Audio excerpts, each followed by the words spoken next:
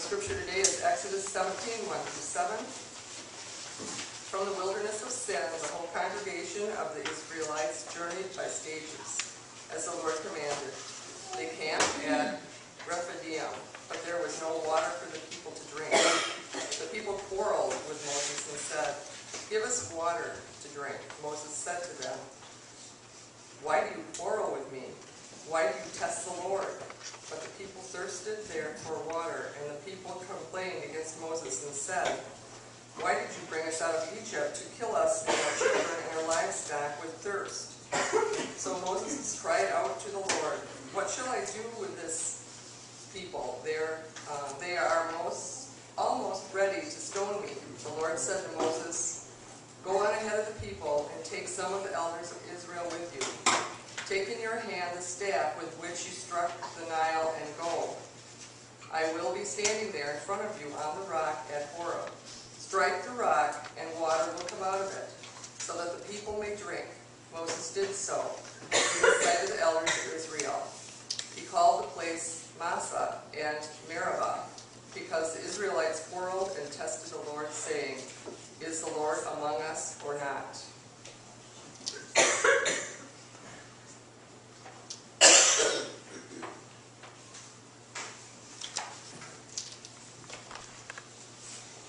Holy God, may the words of my mouth, may the meditations of all of our hearts this day and always be acceptable unto you, our rock and our Redeemer. Amen. In July of this year, the UN declared a famine in Somalia. It was the first time in 30 years that they had done so.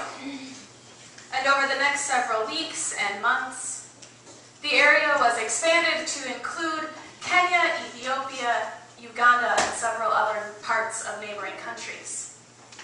The UN declaration meant that humanitarian aid could begin, medical help and food and water. It, however, was too late for tens of thousands of people who died in the days and weeks and months before the tragedy became national news. And the tens of thousands who have traveled to refugee camps across national borders and deserts to get food and medical help for themselves, and especially for their children. These are people who are barely surviving, and who made me pray, is our God with us? Is our God among us, or not? If you followed with us, look at our short stories and images, you have heard how a small family, a small nomadic clan, turned into a large quarreling family that turned into a mass of people who lived in slavery for 400 years and fled for their lives and for freedom. They watched the waters part. They watched strange bread show up in the morning and quail at night. And bitter water turned sweet, a story we didn't talk about, but happened. And 3 months in, the Hebrew people found themselves once again in need. They stopped at the base of a mountain. The mountain that God called Moses to return to. The one that they would settle at the bottom of for most of the rest of our story. And once again, they find themselves in need for water. This is the Mount Horeb, also known as Sinai. It's the base of the mountain where God was said to live. And the base of the mountain had no water. And so these people who were hanging by a thread, who'd had so little for so long, who were barely surviving, and then the one thing they need was missing from the place where they set up camp. So therefore, the people found fault in Moses. Moses had led them here. Moses led them out of Egypt, told them about the place to where they were going to return. They were still learning to trust each other, but trust takes time and is earned, and so for now, the blame passes. And the masses blame Moses. "Moses, why did you lead us here to die? You started this thing. It is your job to see us through." And Moses, like any good leader, goes to the one who told him where to go and complains about them. What do you want me to do with these people?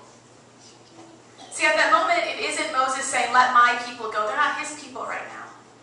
And he doesn't say God's people. He doesn't say, what do you want me to do with your people? They're just them. What do you want me to do with them? And things go on, the complaining, the bickering, the demanding. They are the problem. They don't seem to remember the miracles. They don't remember what has brought them this far, that God has taken care of them, that they're free, they're no longer slaves. These people, they, them. There is something wrong with them. And we have wondered, I wondered, maybe you did last week, why these Israelites kept these stories in their holy scriptures. These stories that kind of make them all look bad. Perhaps it's because it's a story of human nature and the nature of God. The building of this new community that was happening amongst these people didn't happen in some utopia world with people who always got it right. We're 64 chapters past Eden, past the first exile of the people, their exile from paradise. And so this new community that God is building is filled with real people, with real needs, real hungers, and real fears. It's a community only starting to learn to trust. And until they do, there's a little bit of blame to go around. Is God with us? Is God among us or not? And sometimes I think that's a question we have. Maybe sometimes we're like Moses, or sometimes we're like the Israelites, and sometimes we in fact blame. Maybe you watch some of the politics that started also early this year. Politics is all about blame, particularly blaming the leadership. But since they're all supposed to be in leadership of one group or another, it kind of seems redundant. Politics, political debates, elections, they all seem to be about blaming somebody else. Scapegoating, pointing the finger to another person for why there are problems, why people are suffering. Well, those who are following them are crying out, can we just get some water? But politics is an easy example. 1 in 10 African American men are in prison. African Americans in general have a 50% dropout rate from high school. And this week in Georgia, Troy Davis was killed for a crime that he almost most certainly did not commit. Sacrificed to a broken system, accused based on the color of his skin. There's a group of people who are blamed for not succeeding, for being in this situation because they are not focused. They are a problem for our society. While they attend subpar schools that are overcrowded without enough teachers who aren't compensated well. While they work 3 minimum wage jobs to keep a roof over their heads and food on the table in the middle of cities within our nation where it takes miles and miles of car driving or no public transportation to get to grocery stores in the midst of food deserts in our own cities. While they are crying out for water, asking if God is among them or not. This past week also found the repeal of Don't Ask, Don't Tell. A law that kept military men and women silenced about their lives and their significant others. But clearly this is not the only place where this happens. Within our church, visitors, guests, members, and clergy live in silence. Unable to be genuine about who they are and who they believe God made them to be. Unable to be honest with the church that is called to be their family. Unable, sometimes driven from the walls of the church, and as some of the worst examples of the name of God being used, they are blamed for any number of natural disasters and acts of war.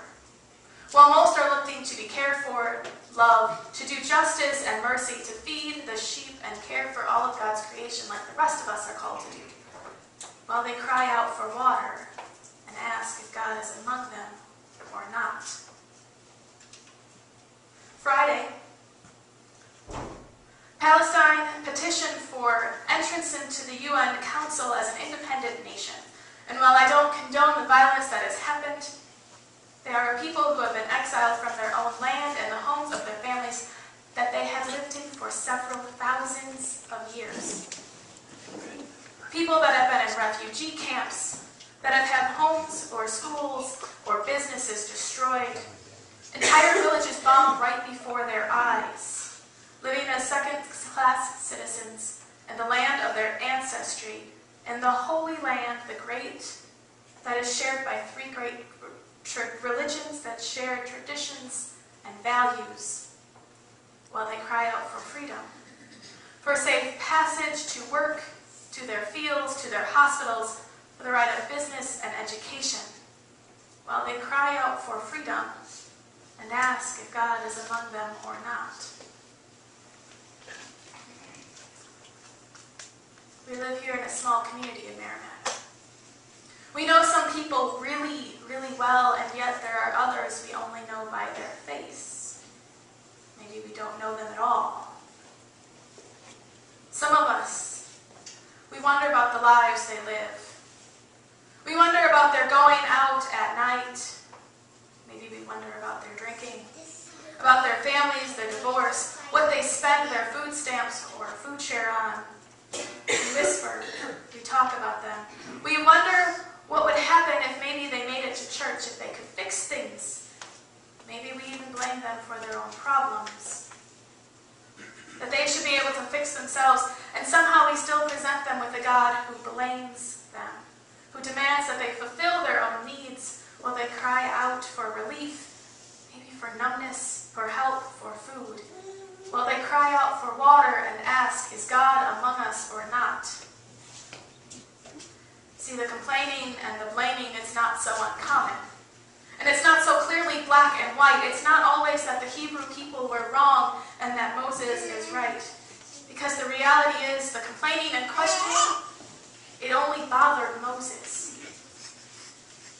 God doesn't seem bothered by this. God has an answer. From a rock, God gave water. Their needs were met, and water is life. It's a gift that this community has been able to give to another community in Uganda. It's a gift that our brothers and sisters need in East Africa. It's life. And water from a rock. Like I said, there's no life in a rock, or it seems to be no life in a rock. It's a solid thing that doesn't breathe, it doesn't feed. There is no life in a rock. But from it, water flowed. From it, life was given to the Hebrew people.